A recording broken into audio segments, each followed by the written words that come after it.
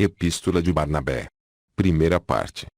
Encontrada nos manuscritos no século passado, no Sinaítico, por Tischendorf, em 1859, e no Jerusalemitano, por Brenius, em 1875, esta carta não nos fornece o nome de seu autor, nem a data e o local de sua composição.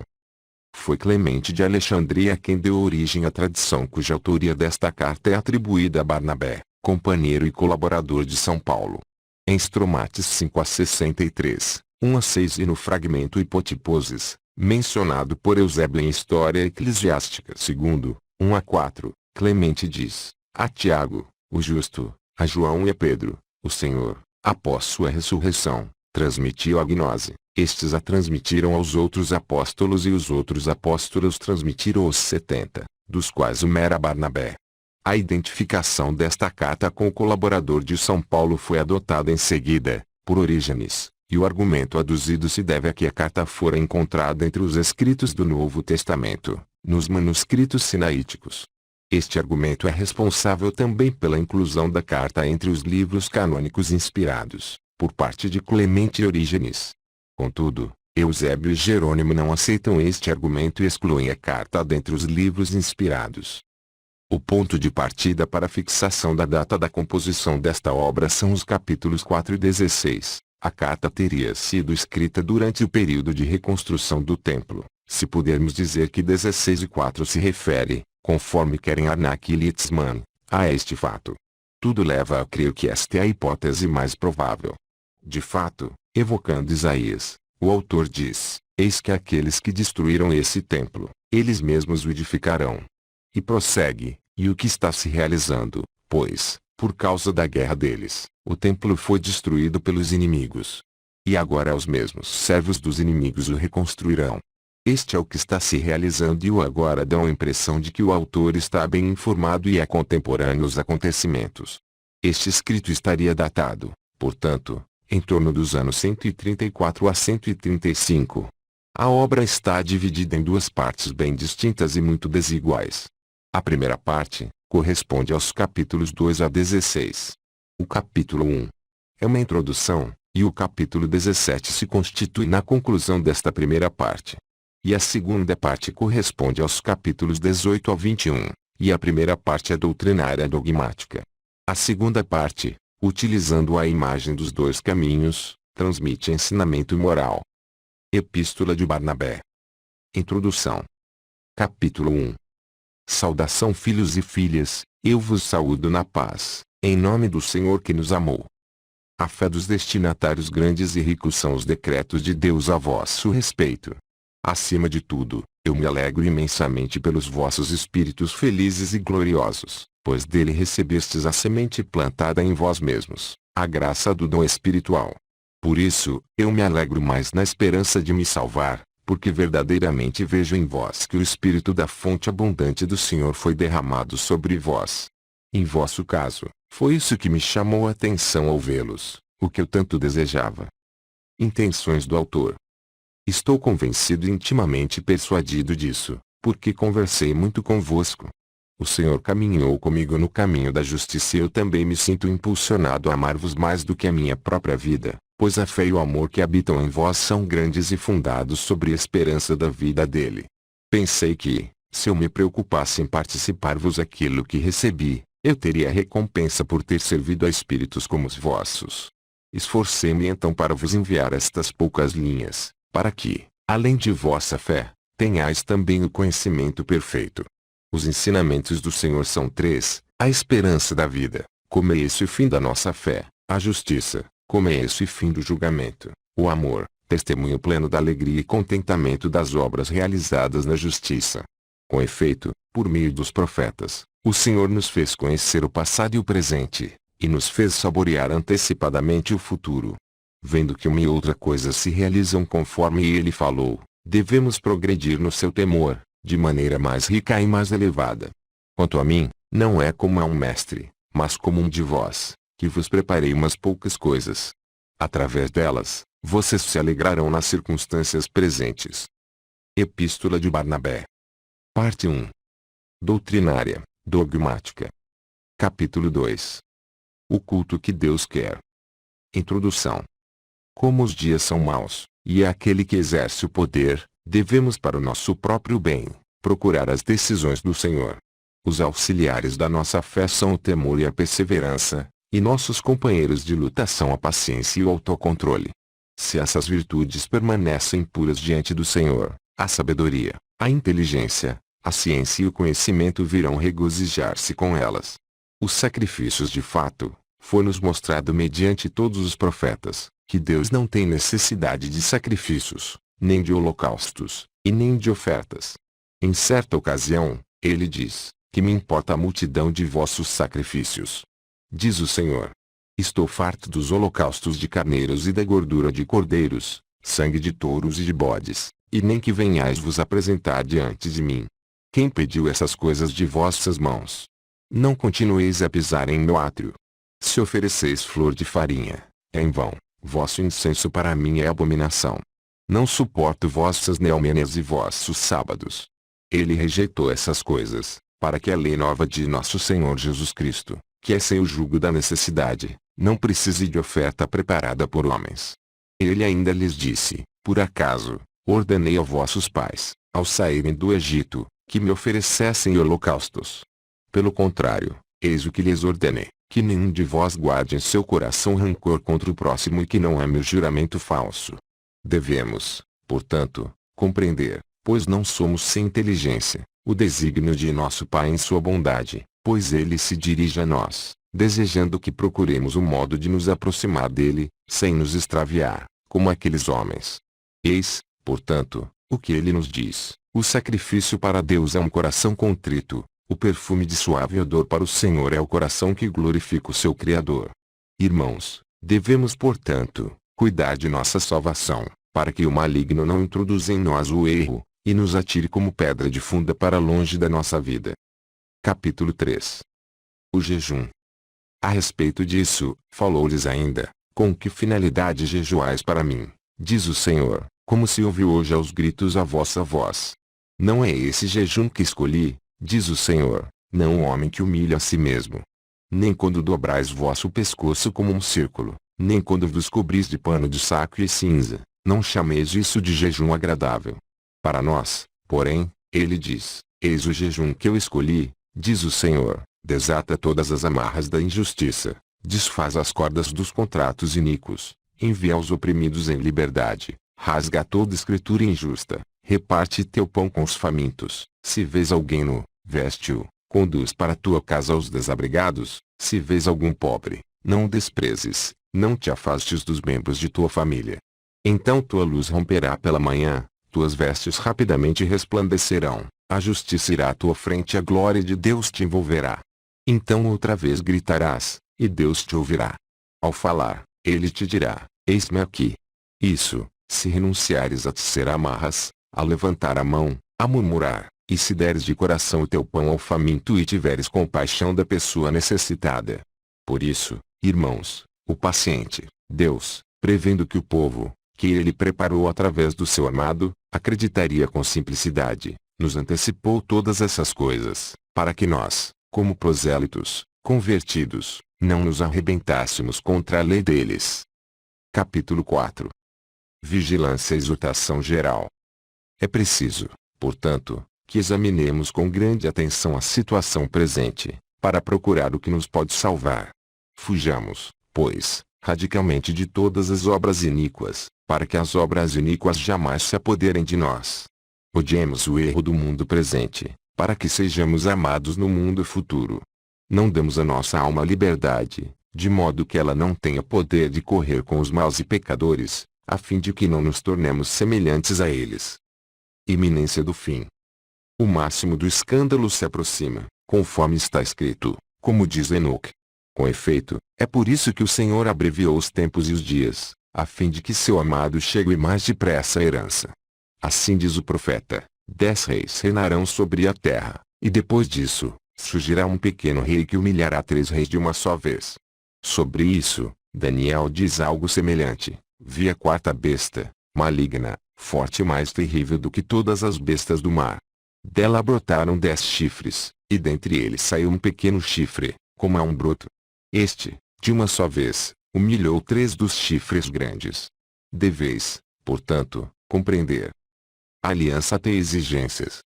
Além disso, peço-vos insistentemente, eu que sou um entre vós, e vos amo a todos, e a cada um em particular mais do que a mim mesmo, tomai cuidado para não ficardes como certas pessoas que acumulam pecados, dizendo que a aliança está garantida para nós. Claro que ela é nossa. Eles, os judeus, a perderam definitivamente, embora Moisés já a tivesse recebido. De fato, a Escritura diz, Moisés jejuou na montanha durante 40 dias e 40 noites, e depois recebeu do Senhor a aliança, as tábuas de pedra escritas pelo dedo da mão do Senhor. Eles, porém, a perderam, por se terem voltado para os ídolos. Com efeito, assim disse o Senhor, Moisés, Moisés, desce depressa, pois teu povo pecou, aqueles que fizeste sair da terra do Egito. Moisés compreendeu, e jogou as 2 tábuas de suas mãos. A aliança deles foi rompida, para que a de Jesus, o amado, fosse selada em nossos corações pela esperança da fé que nele temos. Querendo escrever muitas coisas, não como mestre, mas como convém a quem ama, não deixando perder nada do que possuímos, apliquei-me a escrever, como vosso humilde servidor. Estejamos atentos nestes últimos dias. Nada adiantará todo o tempo de nossa vida e de nossa fé, se agora, neste tempo de impiedade e na iminência dos escândalos, não resistirmos, como convém aos filhos de Deus, a fim de que a treva não se infiltre em nós e as escondidas, fujamos de toda a vaidade e odiemos completamente as obras do mau caminho. Não vos isoleis, dobrando-vos sobre vós mesmos, como se já estivesseis justificados, mas reuni-vos, para procurar juntos o vosso bem comum. De fato, a Escritura diz, ai daqueles que se creem inteligentes e que são sábios diante de si mesmos. Tornemo-nos espirituais, tornemo-nos um templo perfeito para Deus. Quanto nos for possível, apliquemo-nos ao temor de Deus e combatamos para observar seus mandamentos, a fim de nos alegrarmos em suas disposições. O Senhor julgará o mundo com imparcialidade, cada um receberá segundo o que fez. Se for bom, sua justiça o precederá, se for mal, diante dele irá o salário do mal. Tomemos cuidado para não ficarmos tranquilos como chamados, adormecendo sobre nossos pecados, de modo que o príncipe do mal se apodere de nós e nos afaste do reino do Senhor. Meus irmãos, compreendei ainda o seguinte, quando vedes que, depois de tantos sinais e prodígios acontecidos em Israel, assim mesmo eles foram abandonados, tomemos cuidado, como está escrito, para que não sejamos encontrados muitos chamados, mas poucos escolhidos. Capítulo 5. Sofrimento do Senhor. O Senhor sofreu para purificar-nos de nossos pecados. O Senhor suportou entregar sua própria carne à destruição, para que fôssemos purificados pelo perdão dos pecados, isto é, pela aspersão feita com seu sangue. A respeito dele, a Escritura diz o seguinte sobre Israel e sobre nós: ele foi ferido por causa de nossas iniquidades e maltratado por causa de nossos pecados, e nós fomos curados por sua chaga. Foi conduzido como ovelha ao matadouro, e como cordeiro, ficou mudo diante do tosquiador. Responsabilidade do homem. Precisamos, portanto, multiplicar nossos agradecimentos ao Senhor, porque Ele nos fez conhecer as coisas passadas, tornou-nos sábios no presente e não estamos sem inteligência para as coisas futuras. A Escritura diz, não se estendem injustamente as redes para os pássaros. Isso quer dizer que, com razão, se perderá o homem que, tendo conhecimento do caminho da justiça, toma entretanto o caminho das trevas. O Senhor sofreu para cumprir a promessa. Ainda digo o seguinte, meus irmãos, se o Senhor suportou sofrer por nós, embora fosse o Senhor do mundo inteiro, a quem Deus disse desde a criação do mundo, façamos o homem à nossa imagem e semelhança, como pode ele suportar, sofrer pelas mãos dos homens? Aprendei. Os profetas que tinham a graça dele, profetizaram a seu respeito. E ele, a fim de destruir a morte e mostrar a ressurreição dos mortos, teve que se encarnar e sofrer, a fim de cumprir a promessa feita aos pais, e então preparar para si o povo novo, e demonstrar durante sua estada na terra, que era ele mesmo que julgaria, depois de ter realizado a ressurreição. O Senhor sofreu na carne para que os pecadores pudessem ver. Por fim, embora ele tivesse ensinado a Israel e realizado tão grandes prodígios e sinais, Eles não foram levados por sua pregação a amá-lo acima de tudo. Porém, quando ele escolheu seus próprios apóstolos que iriam anunciar o seu evangelho, homens cujo pecado ultrapassava a medida, foi para mostrar que ele não tinha vindo chamar os justos, e sim os pecadores. Então ele manifestou que era filho de Deus. Com efeito, se não se tivesse enganado, como os homens poderiam ter sido salvos ao vê-lo, uma vez que eles não podem levantar os olhos para olhar de frente os raios do sol, que todavia um dia deixará de existir, e que é tão somente obra de suas mãos. O Senhor sofreu para que pudesse levar consigo o máximo dos pecados de Israel. Se o Filho de Deus se encarnou, foi para levar ao máximo os pecados daqueles que tinham perseguido mortalmente os profetas dele. E por isso que ele suportou. De fato, Deus diz que é deles que vem a ferida de sua carne. Quando ferirem o seu pastor, então as ovelhas do rebanho perecerão. Foi ele, porém, que quis sofrer desse modo. Com efeito, era preciso que ele sofresse sobre o madeiro, pois o profeta diz a seu respeito: poupa minha vida a espada, e transpassa com cravo a minha carne, porque uma assembleia de malfeitores se levantou contra mim. E diz ainda: eis que ofereci minhas costas aos açoites e minha face para as bofetadas. Contudo, mantive o meu rosto como pedra dura. Capítulo 6. Vitória Pascal. O que diz ele, quando cumpriu o mandamento? Quem é que me julga? Coloque-se diante de mim. Ou quem quer ser declarado justo diante de mim? Que se aproxime do servo do Senhor.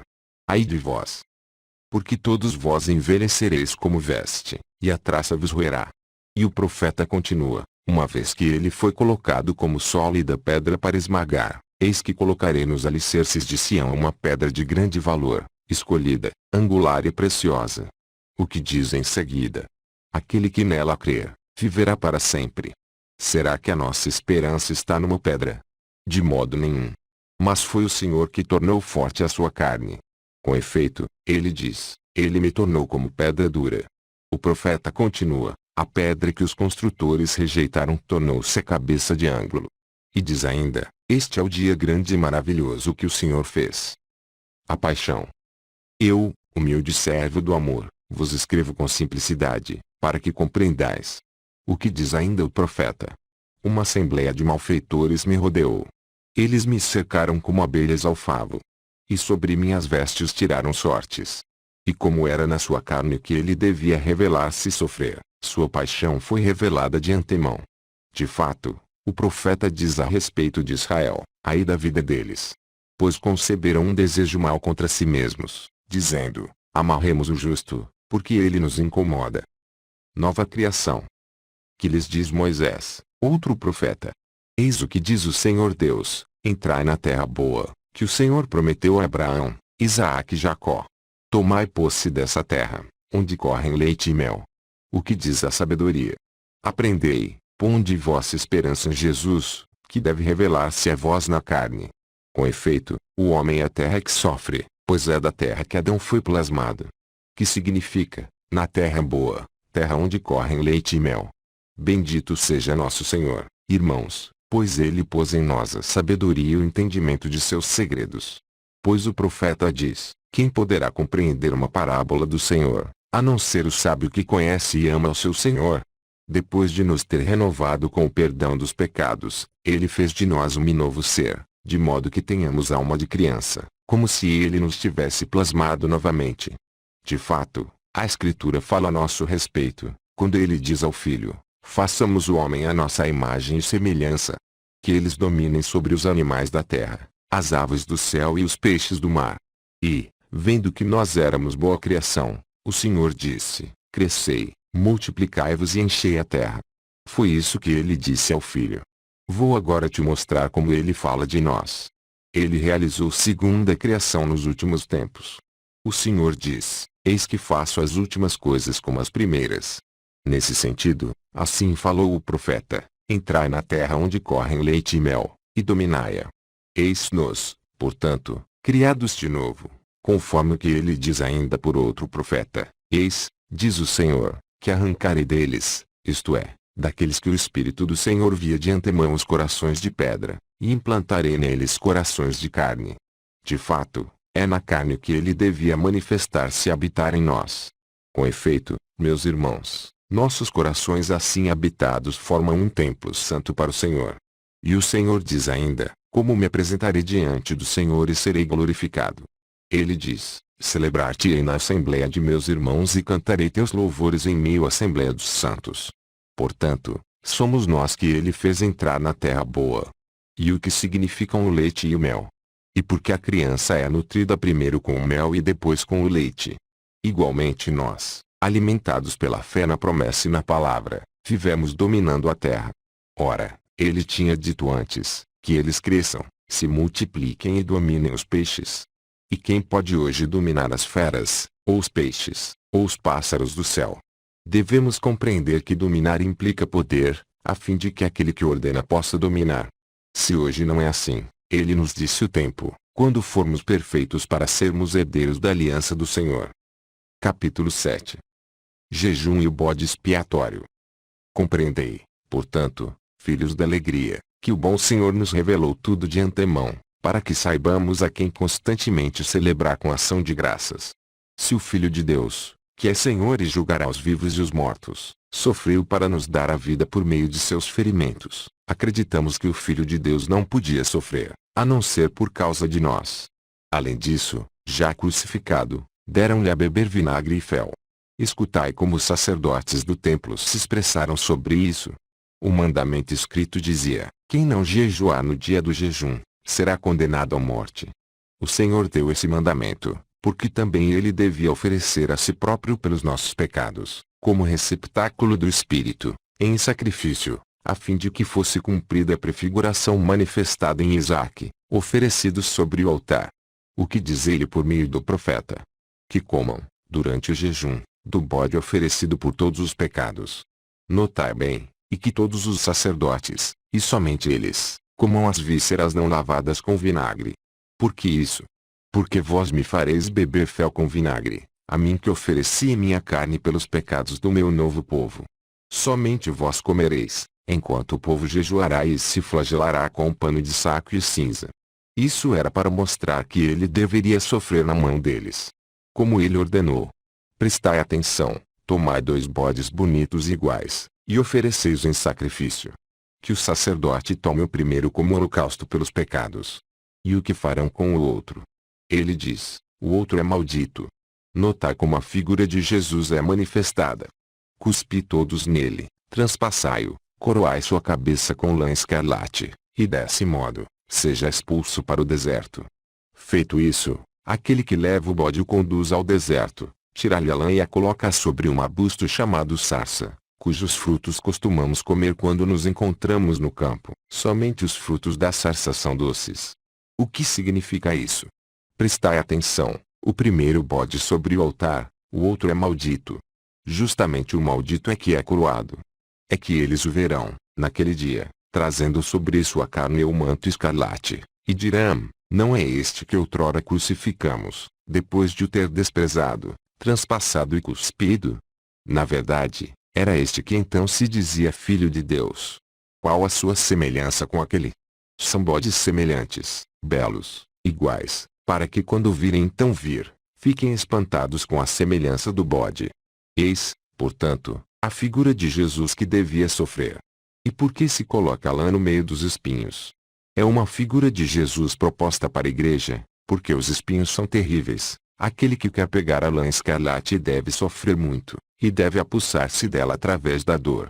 Ele diz, dessa forma, aqueles que desejam ver-me e alcançar o meu reino devem passar por tribulações e sofrimentos, para se apossar de mim.